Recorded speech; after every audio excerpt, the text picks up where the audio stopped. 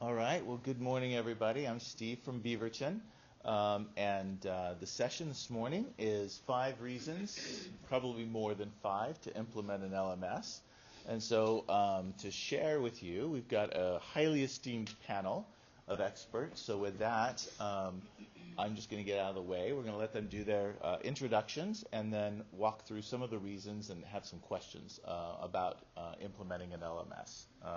So with that, I'm going to lead this up here. And we'll just do introductions maybe in the order. Up here we have Andrews, Gavin, Corinne, Aaron, and Drew. And so why don't we start with Andrews? Just share a little bit about where you're from. Hi, I'm Andrews Ronser. I'm the IT director for the Mercer Island School District. We're a fairly small district. We're 4 elementary schools, a middle school, and a high school. 4,200 students and about 600 staff. We're one-to-one iPads in grades 3 through 12, and then we have sets of iPads in K-12. I've been there for about 7 years in this role and enjoying it. So I'm from Epping School District. I'm the instructional tech coordinator there in the Northeast Epping schools. We're pretty big, 20,000 kids, about 1,200 staff, and 34 schools and programs within our district. In terms of our tech, we're pretty simple. We're Chromebooks. Grades 2 through 12, we're one-to-one and two-to-one kindergarten and first grade. Teachers use PC still. And we are currently using Canvas for our LMS, and we've been using that for about 5 years in various ways, but district-wide for about 2 years now.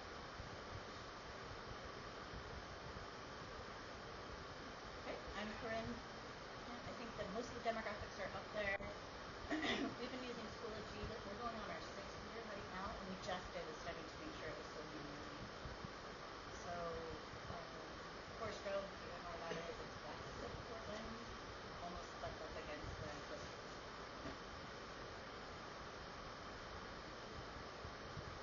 I'm Garen Shannon, the Director of Technology for the Pullman School District in Washington, home of the Washington State University.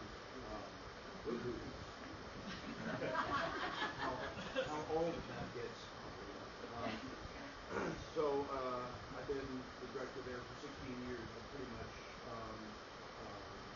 done everything in my own right. I rarely have opportunities to do surveys to teachers, so I put out kind of a smorgasbord opportunity for teachers. And of course, one task versus the other, so we have Moodle, we call it that thing, and we have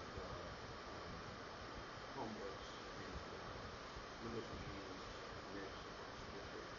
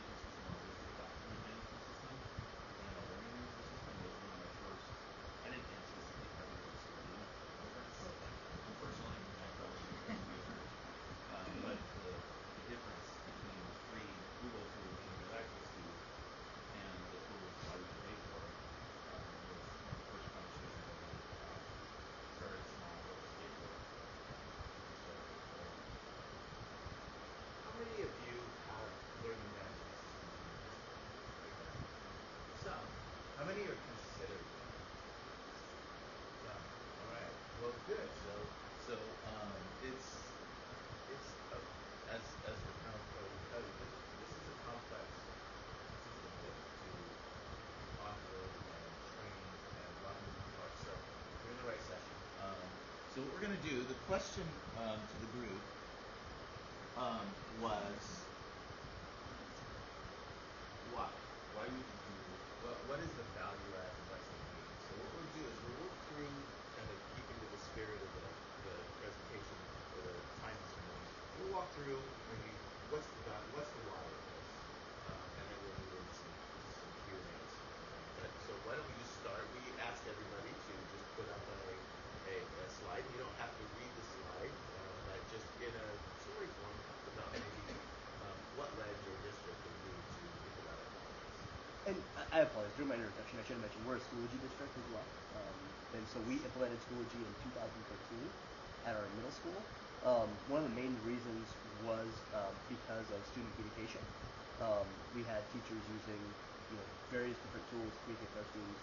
We wanted to really funnel that down to just one application for ease of use and manageability. Kind of going through that. A lot of our teachers would kind of say, hey, you know what, my students, when they turn in documents, homework, whatever it is, it's coming from soccergirl13@yahoo.com. Not sure who that's coming from. So just really helping streamline that process and making it more standardized across all of our districts. Or all of our schools was one big reason that we implemented. We started with our middle school first. That happened to be one of our schools that was a little bit ahead of the curve in terms of their readiness. So we launched the middle school for about 2 years, and then we expanded that out to our high school. We didn't make it mandatory at first for our teachers.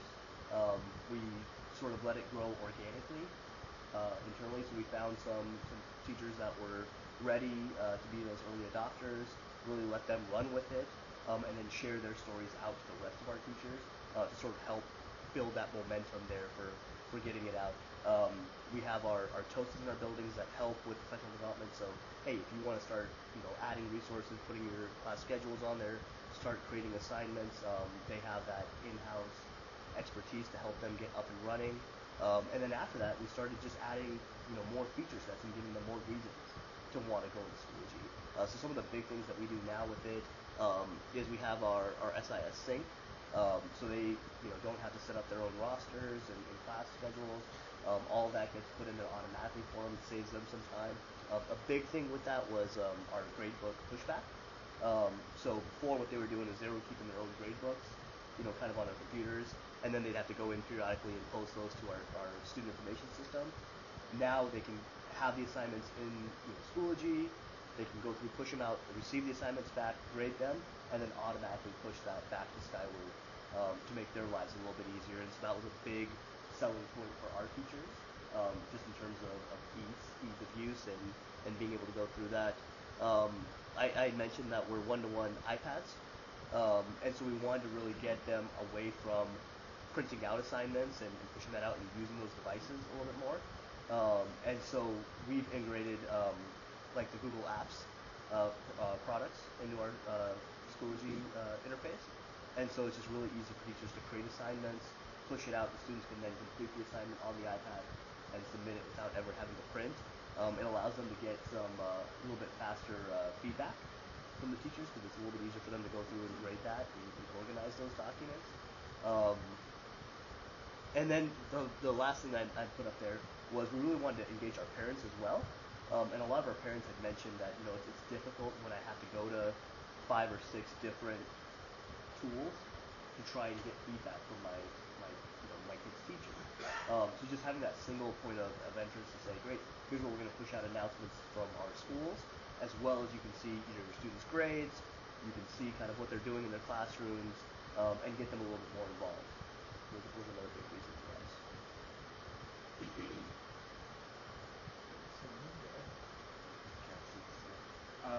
So our journey with Canvas was kind of organic. We started with one teacher 5 years ago, and it was just because we bought this science curriculum for her that she was trying out. The curriculum kind of sucked, but she came to us and said, this Canvas thing, this is really nice. And so we began to look into the Canvas a little bit more, what could be done with it. And one of the teacher's ideas was that she could use this within a department to build curriculum and then share it out within the teachers. So the next year we went to one department at one high school, it was the science department, and so they all had Canvas accounts, they all built common curriculum, we got student learning interested in this, and they saw this as being a good thing. And so the next year, we went full district with Canvas. We went 7 through 12. Everyone had Canvas accounts. And it really took off. When we looked at Canvas initially, we liked the fact that we could share and we could push out curriculum. Student learning really liked that. The fact that when we were doing curriculum adoptions from now on, things like OER would be a possibility because we could just build it all in Canvas and everyone would have access to it. We didn't need to go to publishers and use it some third-party hosting for things. And also that coincided with one-to-one at our high schools. We were rolling out Chromebooks at the same time that we rolled out Canvas. And I don't think that our one-to-one program would have been as successful if we didn't have Canvas. Our teachers have been using Chromebook cards in years previous, and they've been using Google Classroom. And those that had been using Google Classroom thought it was, a great first step. But every week we would get new calls from the teachers saying, "Can you give us your book assignments? Can I push my grades back to Skyward from this thing? Can I differentiate assignments?" And none of that stuff Google Classroom can do. So we looked at Canvas, and again, okay, look, Canvas can do all these things that teachers are asking for. Can we do a district adoption with this that's going to be something everybody's asking for? And it was. So when we rolled out Canvas, it was huge. Teachers jumped on it immediately. Some teachers would never even use it before. I wish I had videos of our teachers that were completely tech reticent in the years before, and then when Canvas came out, one-to-one came out, we thought, well, finally I've got guaranteed technology in my class. I've got a way of facilitating a digital online curriculum. Let's jump into this. Let's see how this goes. The teacher-parent part was big for us as well, because at the moment, previous to Canvas was Skyward, which was the teachers really only view in what their kids were doing in school. So they could see grades, they could see what work was missing, and that was it. They couldn't see what the work was, they couldn't see feedback from teachers, that it was really just a numbers game. And some parents were pretty frustrated with that. So with Canvas, parents are able to sign up for accounts and they become what's known as observers. And so they can log into the system just the same as their kids do, and they see everything that their students do. And they can basically get the same experience. One thing is they can't turn it on, but they can see when the assignments were given out, the feedback that was given, all the different grades. They can look at the discussions that have been happening with their peers in class. They see everything that kids have been doing. And it's really powerful for the parents that want to be that involved. I mentioned Skyward integration, and that's huge. When we were using Google Classroom, teachers had to put their classes by hand, they had to get the kids to class code, and that took probably over a year to get this thing set up. With Canvas, we can integrate it with Skyward. So when our teachers log in at the beginning of the year, all the classes are there for the year, all the rosters are already built for them, and those are updated dynamically. So every night they send a CSV upload to Canvas, and so a kid shows up in class on Monday, by Tuesday they're there in Canvas. It's great. Also, our first year of adopting Canvas, we came out with a new product that allowed us to push grades back to Skyward, which was huge because there wasn't that double entry that teachers were doing anymore. They weren't entering their grades one place and then having to copy them over into Skyward because that's who our grades would be better. The really nice thing about that is that Canvas's grading feature, SpeedGrader, is amazing.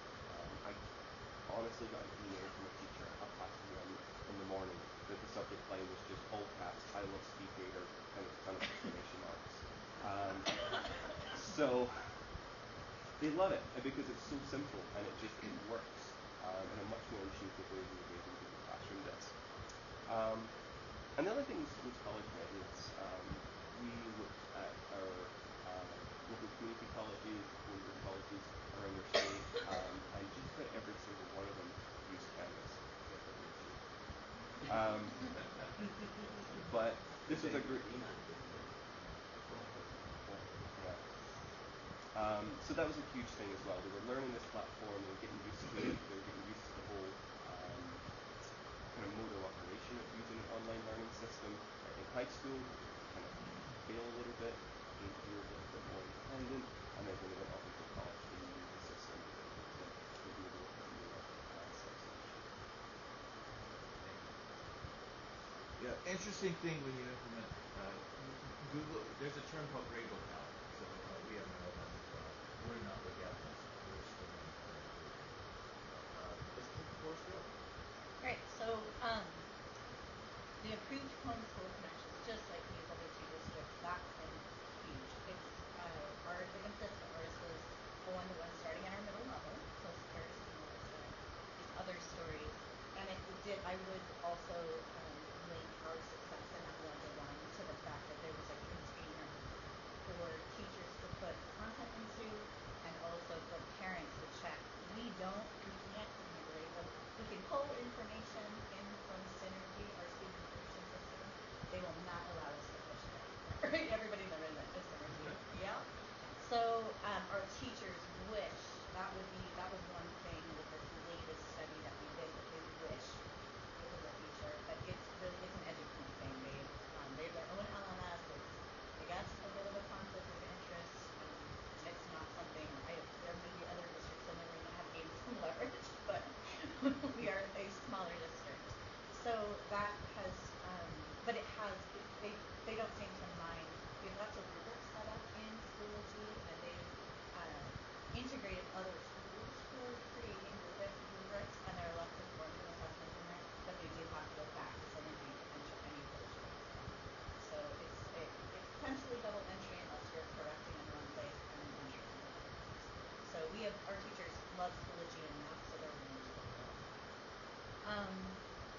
Students are much more independent. Oh, this has been a connector. Okay, so homeschool is a big one, and then also between our instructional assistant. So if they're pulling small groups of kids, the main instructor can put some content in there for them to follow, which is really how our IAs operate everywhere. This is just eased that. There's a central place they can give some feedback about the kids, so that way when the teacher does their grading, there's some evidence there for them as they're creating comments and grading reports for their parents. So the students' independence has been really important, especially with that one-to-one at the middle level.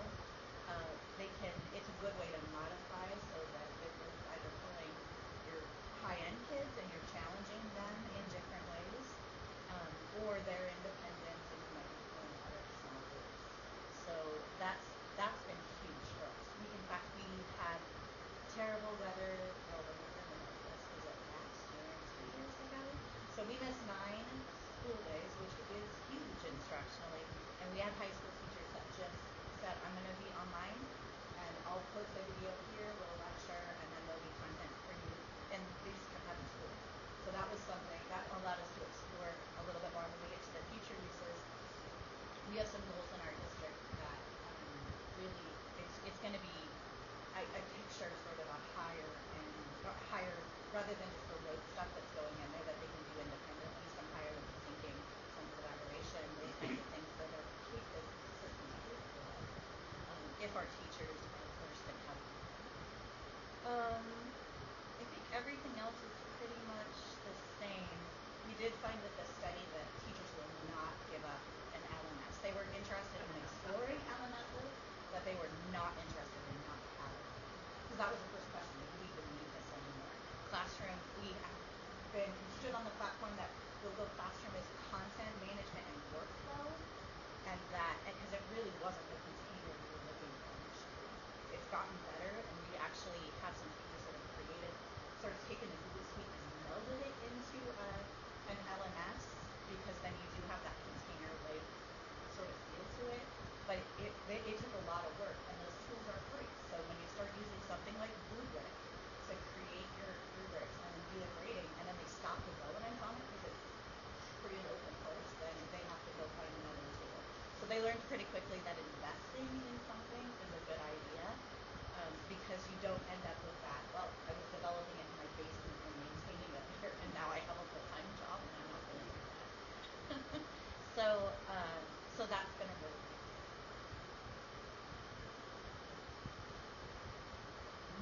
So I've got Note COSA, or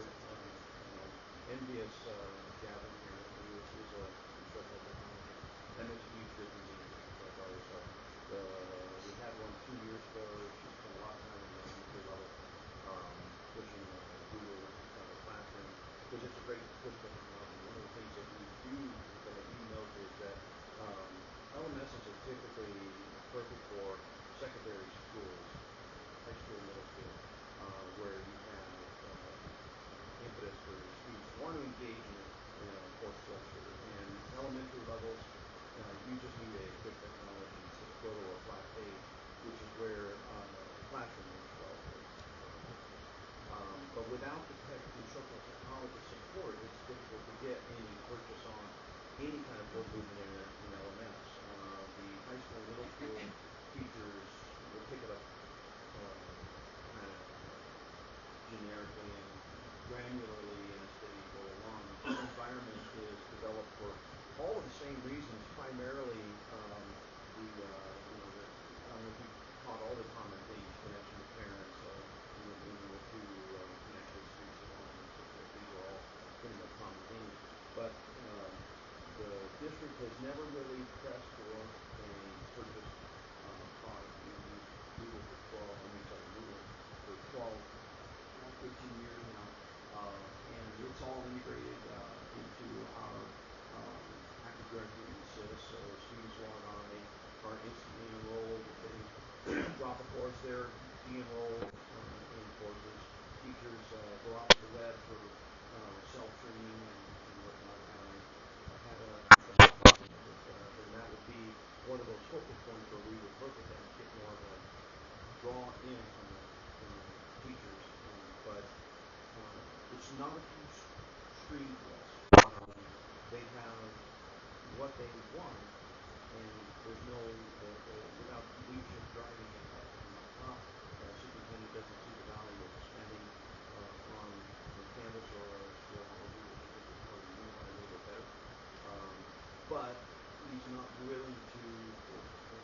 So I'm interested in listening to these folks saying, "Hey, we started organically, and then you have to use FLC." And there's no superintendent in our district although there's a lot of parents complaining. One of the things that parents say is, "Gosh, how come I have to go to 5 or 6 different sites to support my student?" This might be just an enigma of Pullman in general, because a lot of our parents are self-proclaimed experts in education. and that has its own challenges, and certainly the superintendent probably is acknowledging some of that as part of driving for why maybe would not necessarily sacrifice it. But it is a challenge for us. The product that we've got out there works okay. I mean, one of the reasons why I put Moodle in place is because I teach a zero period computer science, networking, server administration class, because we can't get that kind of training in our district from regular school day. So I've been doing that for about 5 years, but I saw the value of putting something out there years ago, and Moodle was free, so it's a great price. It gets heavy use. Our high school and middle school, we have 200 courses out there. They're routinely run, and the folks enjoy it. But they're certainly not screening for PD, and they're not screening for a unified system, which is disappointing because I think we can do a little bit.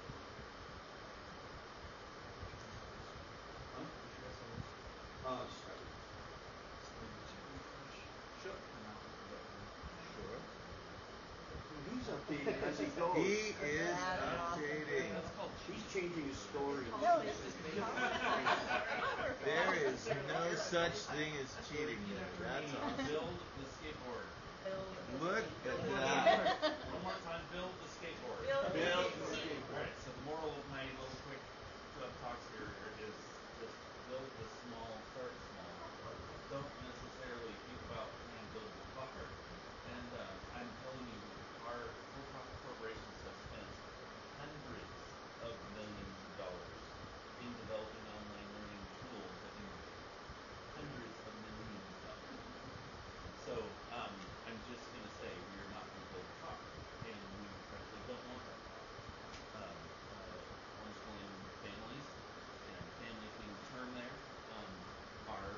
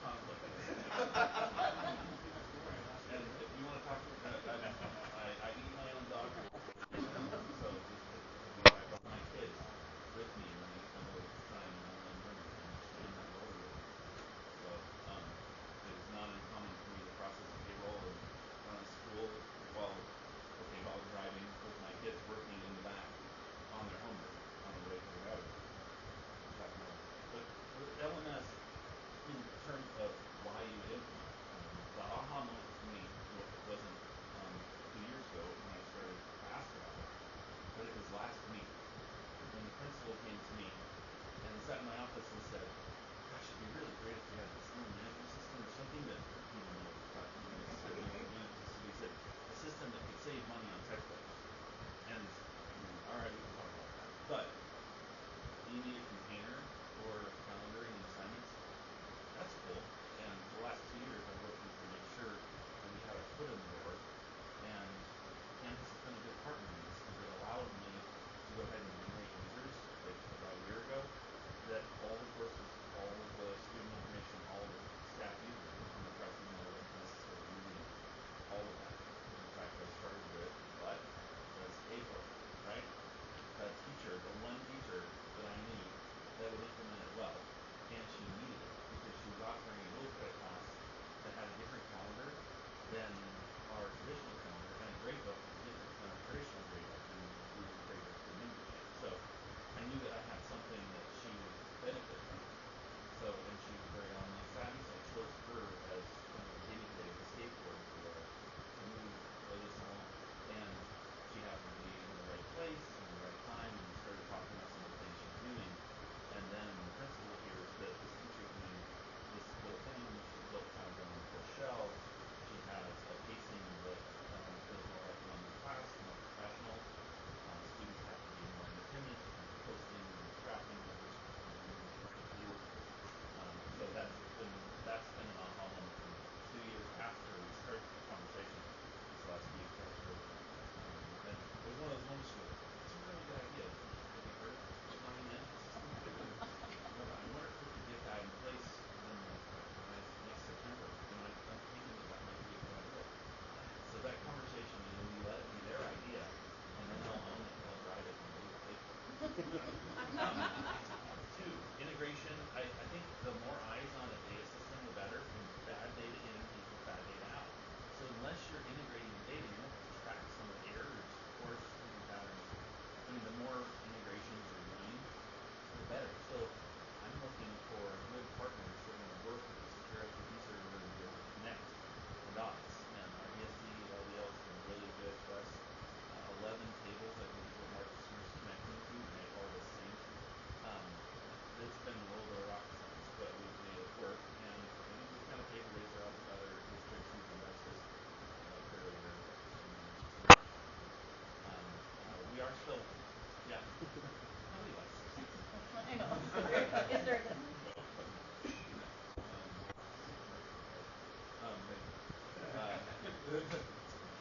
No.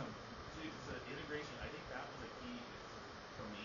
That was, I wanted as many systems that are going to talk to that as possible so that I can generate those integrations. That's going to be a positive thing down the road. And if you're looking for a book to read on the weekend, it's Consumer Organization of Learning. It's really good. Leilani, I can't remember her last name, but she's with the Learning Council.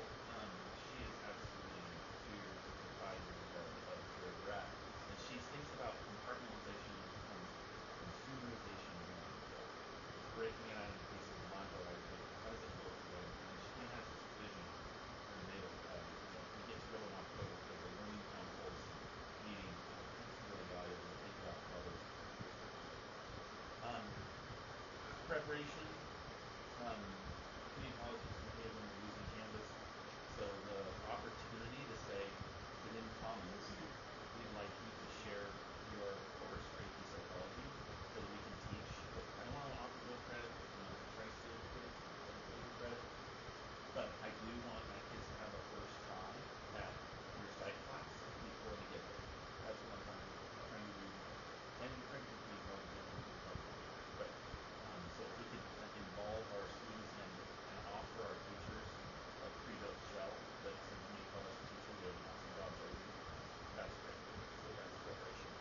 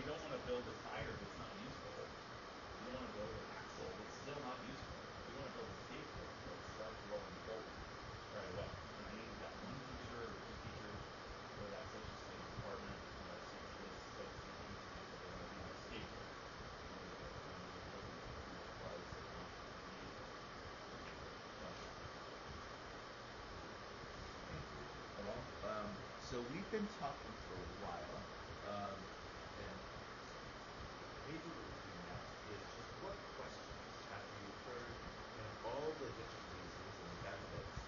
What questions do you have about implementing it?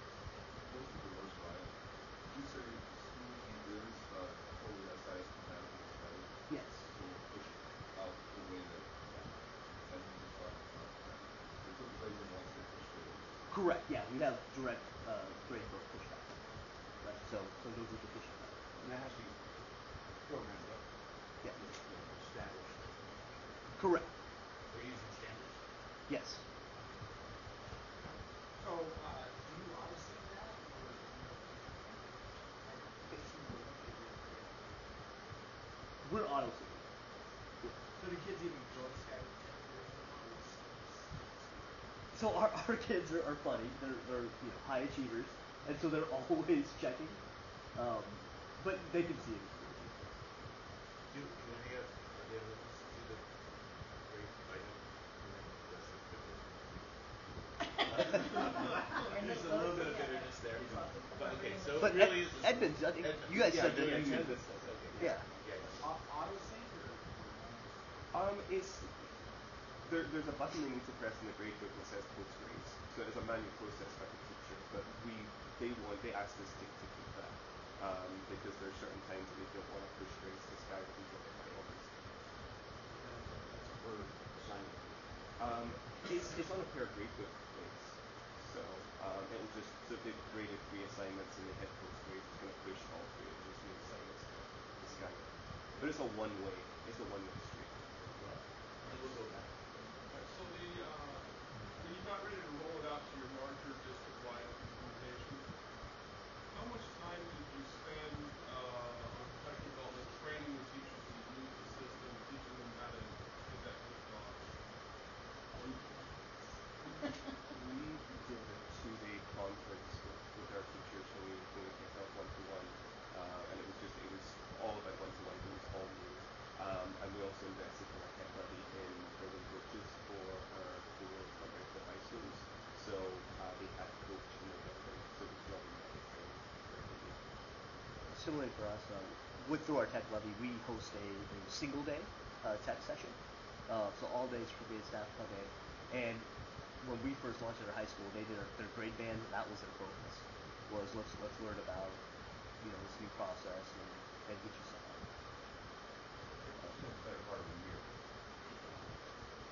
Off and on things, building some papers and train up and coaching. And of course the support is Herculean. Yeah, just observation, like teaching online classroom.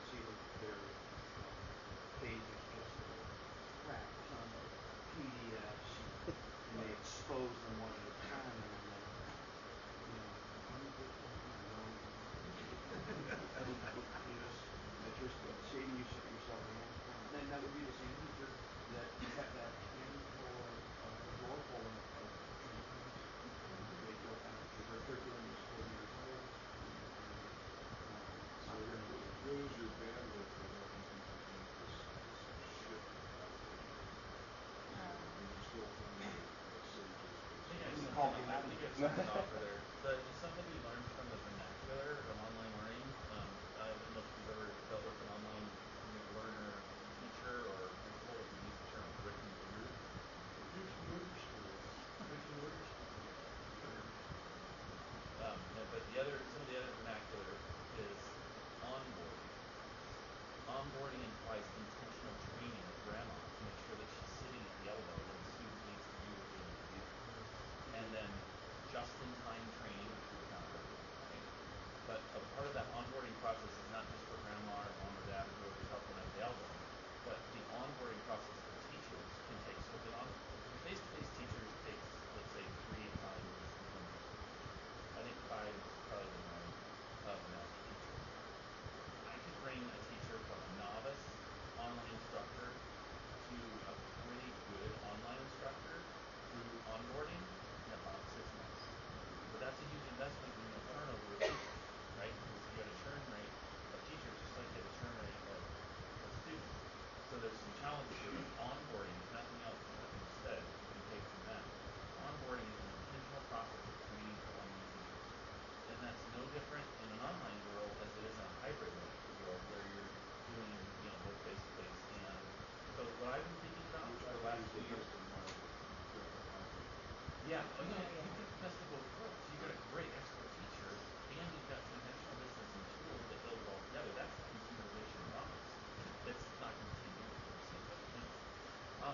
but at the onboarding teacher level, you've got to start small. You've got to teach them, and I think that's where the document management systems come in. I could be wrong, but Google Classroom is a good document flow system for announcements and daily exit tickets. It's just interoperable. And so some of those just substitutions of what they're doing helps them evolve a little bit. And then as you start, there's a calendar material where you can follow your assignments. And there's a place to put all the content by module each week, so it's like a assignment that you can follow there. So as you kind of introduce them to some of the philosophies, some of the handles of the kind of swarm slash common cartridge format, I mean, those classes all look the same. We all do them in September. It's safe schools, trainings we have to do. Like that's exactly the format of some of those investments in this program. So if you can build some of those pieces and help a teacher make incremental steps in onboarding, that could really help us in the pace to learn from people that spent the last 20 years. I'm guessing. Well, and the problem, and we've got a problem with LMSs in that they really cater to that traditional model, right? Put your materials here, you're typically independent, you go from B to Z, there's really no supplemental. So the RPD has helped tremendously because we can push out innovative PD where they go, oh my gosh, you can integrate that tool in. I can put a YouTube video into Play Project and I can ask questions along the way and I can collect that data and know what a kid is thinking. That's awesome. And you embed it into Schoology, anything within a textbook can go in. So starting to innovate on that traditional model in PD has helped us a lot. And I missed the onboarding of students. Sorry about that. You actually need to, you guys lose kids to online schools and they come back and, they're behind in credits. Well, there's an intentional process where they go through in every online school in order to bring them up to speed. That onboarding terminology is used across the board for online learning because there's different formats and different mode of learning. And for kids to learn that before they go to community college, what an opportunity. I mean, just one class. If they just got one online class before they graduate, that would be really awesome. I would really agree with that. Do you have a question? Okay, go. Cool. Yeah, we got a couple more. You have students building a course with the PM. They do a lot of sharing of resources and those kind of things, but they aren't, yes. We got Darren, then we'll go. Sure. Curious to hear you guys talk a little bit about elementary where you're pushing Yeah. middle school and high school again. Makes a lot of sense. Yeah, elementary kids, there's a good bit there, but Google Classes is easy to build, and elementary kids, and I got to change that paradigm. I really got to change it. 5 years ago, I would have said that elementary just doesn't fit with kids have a tough time keyboard at third grade. They don't really know what all the letters are. throw 2,000 Chromebooks out there, the world is changing. These kids, perceptively from the teacher's point of view, weren't able to do something 5 years ago. Today, they're able to do that in 50 years. They can log on no problem. They're now motivated to get in and be engaged online in the content.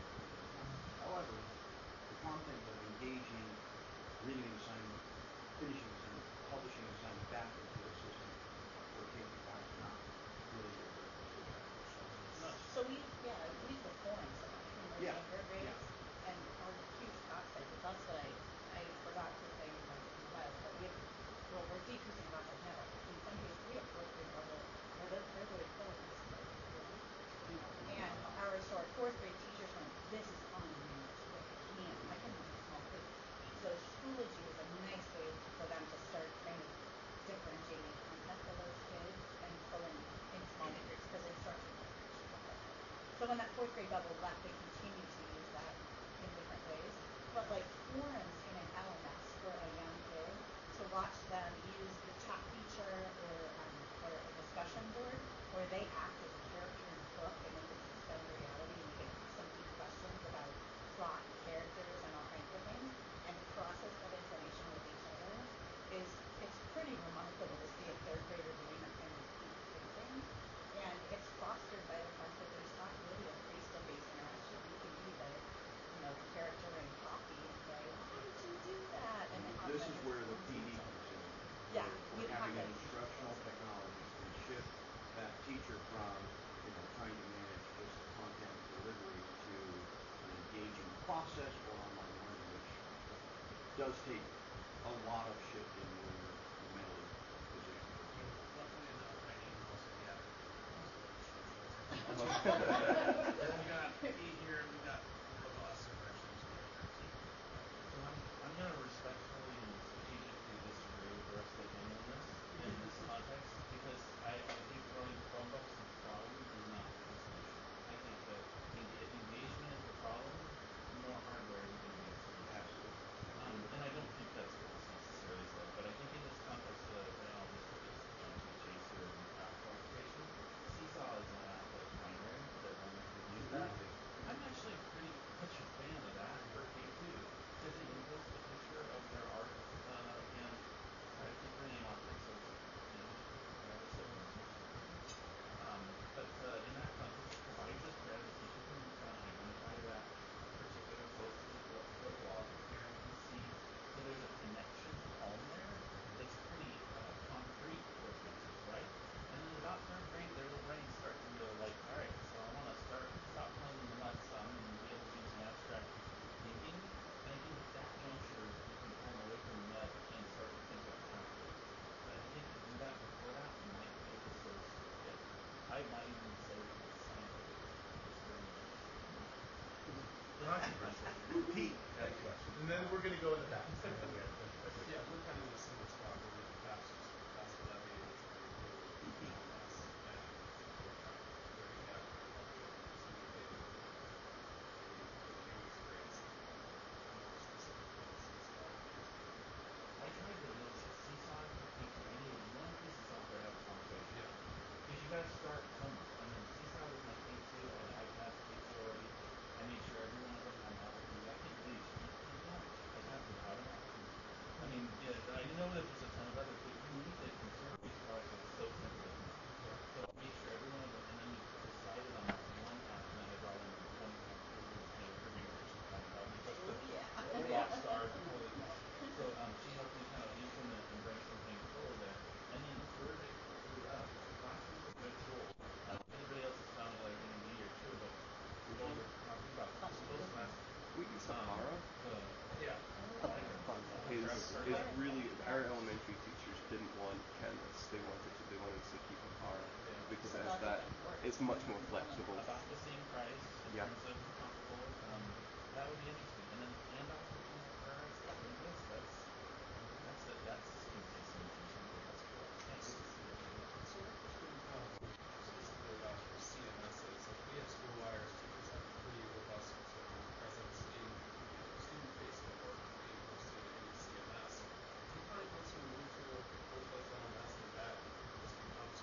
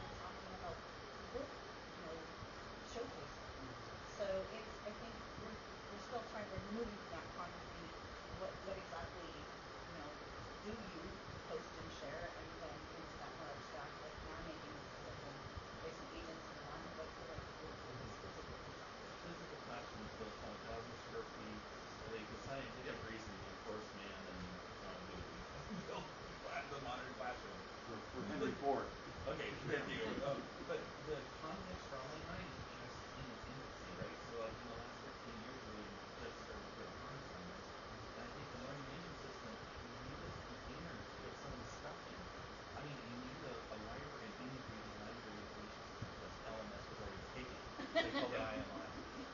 That's my hearing. I don't know if that's true or not. But the integrated, the cities of the world are integrated, so you have an ebook and the audiobook container, right? These are the kind of consumerization products. If school is the destination, we've got something to offer to families. And I think if we can make a shift to thinking about families, we will serve those 13 to 15,000 students that are going to online learning instead of the brick and mortar. We will serve them better.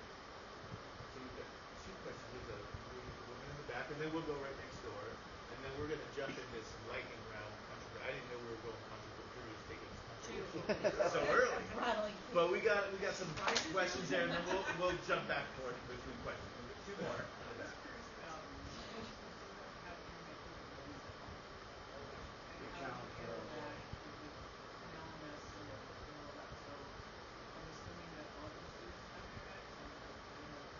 Right, that's not an issue. That's a massive. Where we are at, we're at on the county, rural America. The super majority of our students do have internet access at home.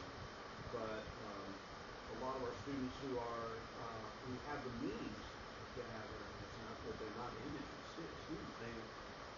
They live on the other side of the damn hill, and there's no Wi-Fi out there. Literally, it's far country, so it's a huge issue. And parents are the ones who then build that equity into their system. I have counted that. I've got students that sit in the city that have access to Wi-Fi and whatnot that are indigent and don't have access. And so that's a constant conversation. We look at things like pitching, like buying hotspots and issuing those out to those students. But then you marginalize those border kids even farther. You hand them a hotspot for things.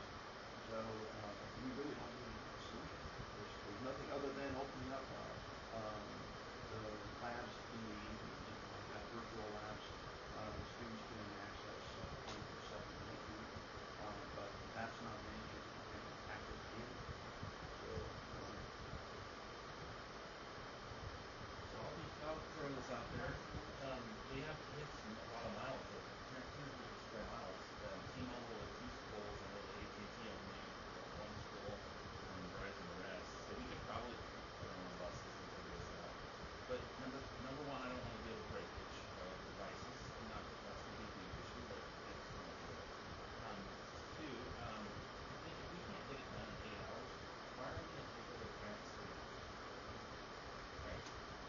I mean, honestly, like homework, at least in our community, is a controversial thing because most kids are working on the farm in the evening. They need to connect with their families. They have 5 sports they're trying to play during the course of the year. I mean, my kids are morning ones, but if we can't make our educational day more efficient with technology, what are we doing? Well, one of the things I'll tell you they did do last year, which was very well received, we put Wi-Fi on the buses. All our trippers are Wi-Fi now. Those kids are athletic and heading up to this 2-hour drive to go bring a game. They're now connected, and they stay connected. They're also routed through our network, so they get filtered as well. So the parents have to. That's been really that connected piece. I was just curious, if members of the council talk more about their onboarding spend, which I really use both about one too. So what is the ratio between onboarding spend versus school spend? Where do you draw that line? So the total cost of ownership includes network wires, hardware, and training, like 1/3, 1/3, 1/3. I think onboarding is 1/3. If you're going to spend $5 a student per user, then you need to be spending another 1/3 on training. I don't know what the other third is. Maybe content. We're now at 4:30. That sums up the educational. That's right. Oh, it's just really common. 5 out of 4 people do have a problem.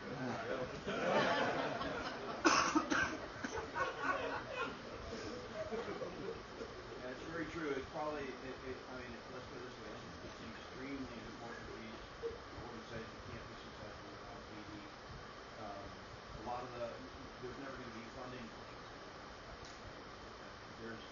difficult to find something the superintendent will put out that takes priority over other PD that's important to have. Science standards, next gen, pick a topic that always seems to supersede classroom practice. I see and recognize the shortfall of the challenge, and we do this as an osmosis. On our own, we put a teacher here who comes in and asks a question.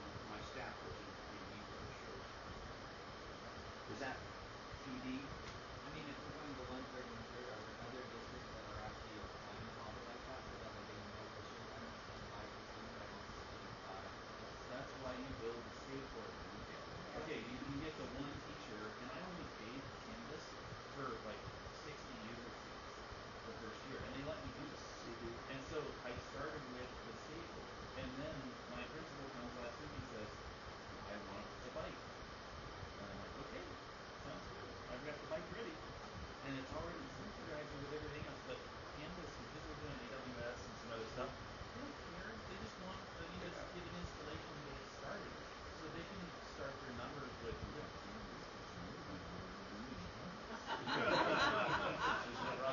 selling for the last market year.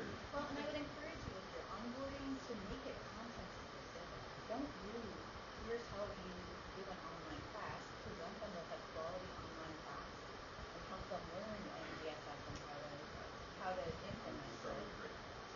They just need to provide an example of good, solid online pedagogy. Whatever that online class is, make sure it sits. And then the stakeholder will. So we're going to pop back in. Target audience, this slide's super easy. You just look down 1 through 4, you say yes.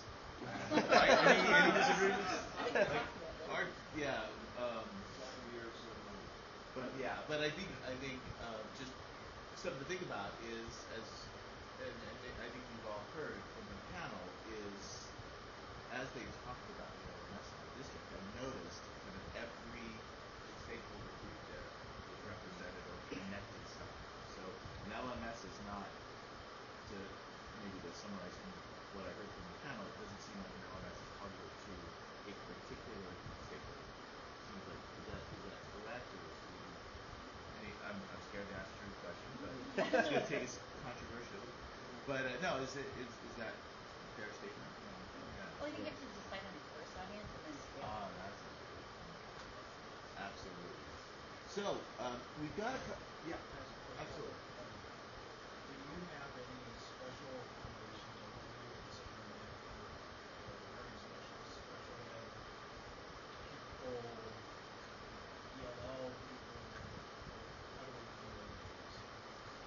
So we're using that similar, everyone has a look into our LMS and all the content on the kids in there. So they do a lot of co-teaching. And then also the strategy feel, like a good example, we're in the learning majority, which is all of our kids, 11 and 700, but we have a part of kindergarten. Strategies that we want implemented in that mainstream can also be put into the LMS. So that's helped us a lot with just the connection between teachers. So if that's and grading practices get easier, conversations with parents get easier because you kind of got this blueprint for educating your kid in the future. So I would say yes, there's a place for them there, but you have to illustrate it. It's confusing for when you're syncing systems and you want 2 teachers in a class, and it may cut teacher out every time because you only have one class member or whatever. So we kind of there's a little bit of feeling ladder in that too, but. And I think if you start in its infancy, it's not going to serve all students the same way. But it may be more accessible. So, for example, your textbook from 1987 probably is not accessible even in a Daisy reader for a special education student, while as your economics online course has a screen reader built into it in an accessible device. So moving in that direction can be a selling point for you moving forward and justifying the sunk cost. We've also had some requests for specialized courses, like senior project. The teacher that runs a senior project fosters supports all of the seniors. How much time do we need this? We've had some requests for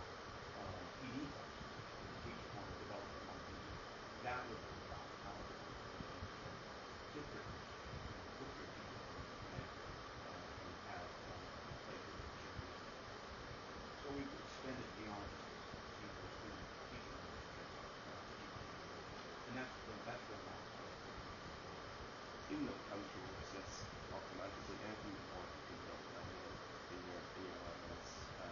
And you can have teachers and students do different things. So if you want a TA to be a co-teacher in one of your classes, you can do that. If you want your ELL teacher, your special ed teacher to be a co-teacher and build differentiated lessons for some of the kids in that class, and only let those differentiated lessons be seen by their kids, you can do that.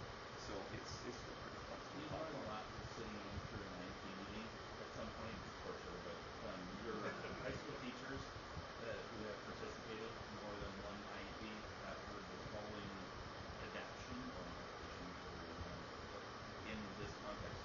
You will provide notes to the students in addition to the regular lecture, right? So those notes are within this class.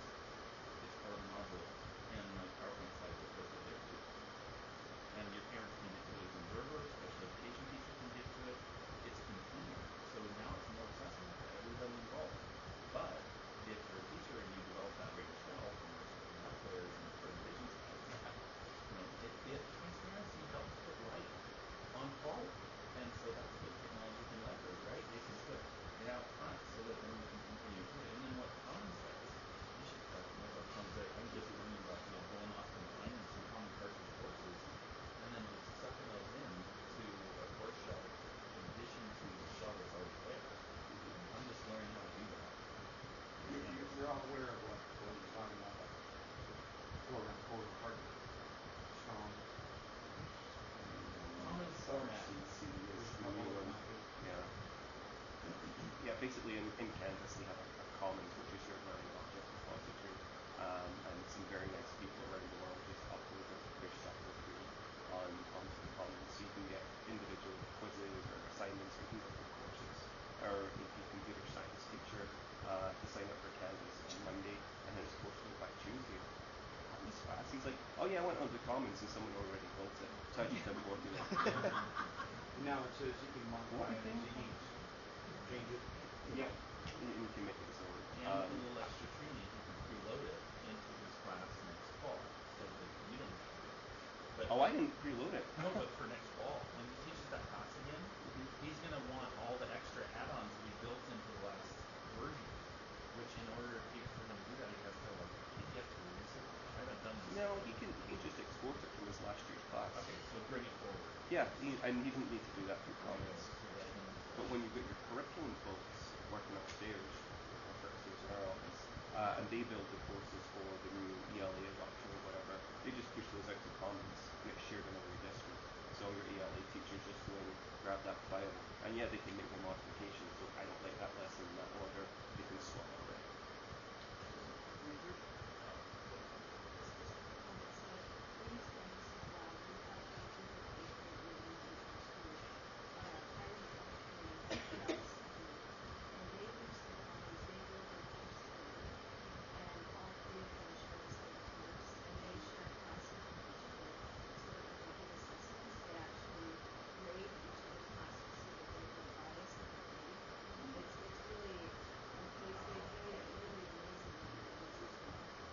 So we're kind of blending into what I thought was a slide, because learning stuff like that sounds like a great future use for me.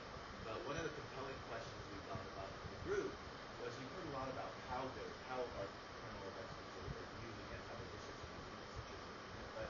But what, I guess for the panel, where do you see it going? Where do you see as your next step? Why don't we start with Andrew? I mean, one of the things that we're really trying to push, I mean, we're already starting to do this, but we're really trying to get more of our parents engaged a little bit more with this. As we look at our analytics on Schoology, we see a lot of students going in, we see the teachers going in, but we haven't quite yet seen a lot of our parents going in. And so we're looking at one of our future uses as being really encouraging parents to come. Now, it could be that they're standing over their kid's shoulder while the students log in, but we're just not sure about that yet. I think the current engagement piece is one of the largest. I don't know if it's but being in a university town, I think we have probably a higher percentage of other districts. But the ability to engage a parent in a portion of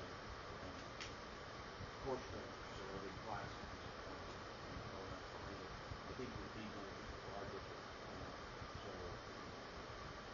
platform every class has one and parents have access to the perfect storm.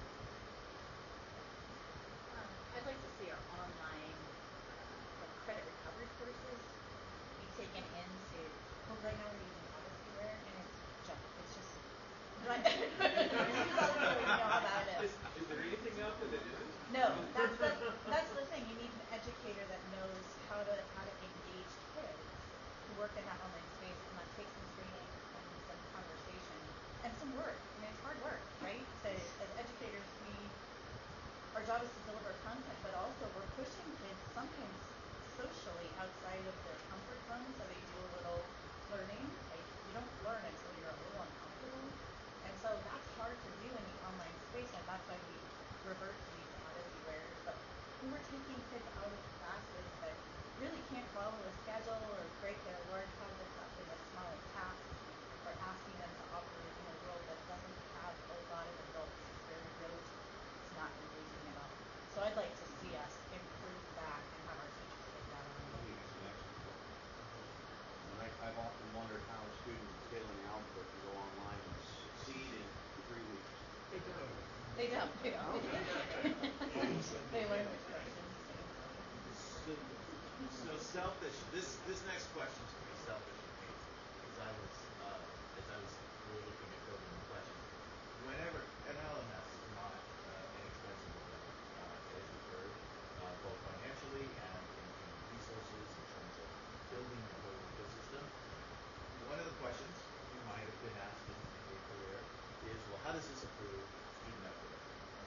Right? We get that challenge. I get the challenge. Show me the number. Right. Yes. So when I saw this question, I thought this would be a great next question, because as you know, our group here has gone through this, and some of you have gone through it, and you might, or they might, have already got this question, or it's coming. So as you start to think about journeying into an LMS, know that if you haven't got the question, it will likely be coming, and it's a chance to learn from folks who maybe have received this question. So have you received this question, panel? And if so, how did you answer it? What factual or anecdotal evidence do you have that your LMS is improving student academic outcomes? The LMS by Test itself? scores. It's not. That's Good. the answer. Elaborate on that. It's not. Elaborate on that. So instruction's the only thing that's going to improve student achievement, right? A container isn't going to do it. So is it making things more available to our students? Are things accessible? Yes. Could that potentially improve learning? Yes, if it's quality. So it's the same thing. Stick a kid in Obfuscare and maybe they'll improve some content, but is it really improving outcomes? Probably not. Your instructor has to be very. And that's true of any technology, right? You can't shove Chromebooks in a classroom and say it's making a different achievement. It's not. But it gives them the opportunity. I mean, without an LMS, without one-to-one in our classrooms, I don't think students would be engaged. I don't think some of our teachers would be offering the same rich instructional experiences that students are getting. And I think that engagement and those rich experiences are what really drives student learning. We've done a lot of observations around the summer model in our schools, because we are being challenged by our school board, is our tech levy improving student learning? It's not just the elements, it's not just one-to-one, it's everything. And that's how we're trying to answer it, is by looking at the summer school. Is everyone familiar with summer? Yeah. Okay. So we look at what's happening in classes, and the classes that are using one-to-one, classes that are using the LMS, they're generally higher on the summer scale, and we're trying now to correlate that with higher student achievement. So I would say that it's a factor, but if you took it away, it's still, by itself it's not going to do anything. But again, if you take it away from a good teacher, it's going to impact student performance. I was going to say, I would explain that as well. And we talked a little bit about it earlier with accessibility as well. And for us, for our middle school kids, when we first implemented, it was just organization, right? I mean, these are now kids that are going to several different teachers, where they were used to just going into one classroom and staying there all day. And it was just about organization and helping them adapt to that schedule of, now I have to go between classes, I have to organize coursework for different teachers, and going through that. And some of our students really struggle with that, and so it just helps them by giving them that structure that you had talked about, and giving that accessibility, you were talking about. I'm gonna address the last question and this question in one. Sure. I want to rent a college instructor to teach advanced classes. I want to rent one period at a time. So, I mean, it has all kinds of implementations. Because we talked about FTE at the high school, we talked about shared community college, licensing, all kinds of things, but that could be, and that might be like 5-10 years ahead, but community college are look as enrollment is decreasing for other ways to make money. And Grid boxing and yeah, and when you think about the approach to including offering more options faster, better, the promise is more options to a kid. Their curriculum guide only has so many courses, and then when students run out of courses and they leave, sorry, but students will leave and go to community college before they graduated because they don't see utility and stick around for another year. So in order to offer more options than that, and more rigorous options, we have to integrate those kiddos as they take some of those rigorous classes. So to be able to set a hybrid center where there's this kind of crossover, I think that's where some of this is going. When I first started with the district 16 years ago, the superintendent said the accelerated reader is an important product because our students are increasing their reading scores by 3 points. So you need to focus on that. I instantly kind of did that calculus. Oh, that's a good impact. Then I recognized that only one school out of 3 was using accelerated readers. And I said, well, if it's good for that school, why don't we get it for all of them? And I asked another principal in the other school that wasn't using it, and he said, well, that's not our focus. I mean, I'm new to K-12 at this time, right? So I'm thinking, well, that's not, why are you guys doing it? Well, we put emphasis on reading. Is it the product that is improving reading scores, or is it the emphasis from our teachers focusing on those things? And this is just a tracking tool. That is what I want to say. If we're not improving instruction in the classroom by engaging with our instructors and teaching them how to teach an online course, then you can put all the fancy tools you want out there. All we're doing is making a single state faster. And we have more visibility. So, sadly, we are at time, and I want to honor your time. And I do want to thank the panel. Hopefully, this is very helpful as you begin this journey, or in this journey. But thank you.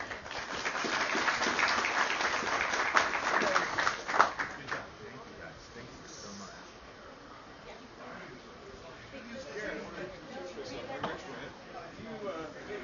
Try to make an opportunity for Jeff? I popped this. They've got this as a little box, but I popped this. They've got PG and I popped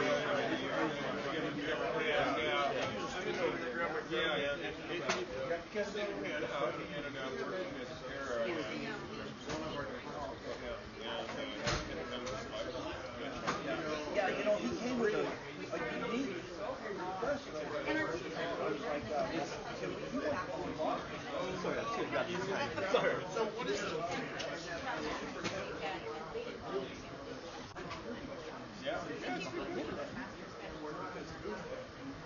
Thank you. That was awesome. So that's the big difference. Is it touch? You just have to immediately maintain. We started, well, actually, it ended up being one of my I just know some of the teachers at Upper High School. We didn't decide How they even work subs, as it were, especially during testing time. We first started rolling into SPEC, or student attention levels, here with every single teacher. What if you have something? So being able to put our bodies on those things.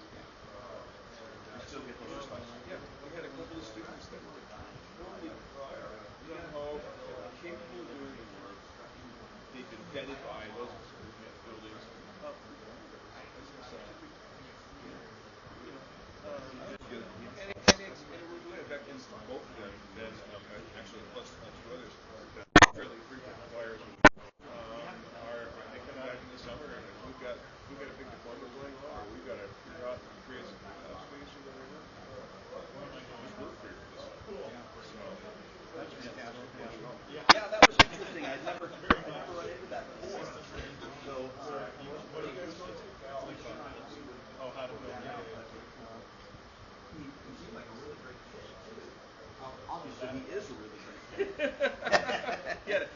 class final this morning. Oh yeah. Here. My son the same. He's like just finishing up. He had an existential crisis the other day.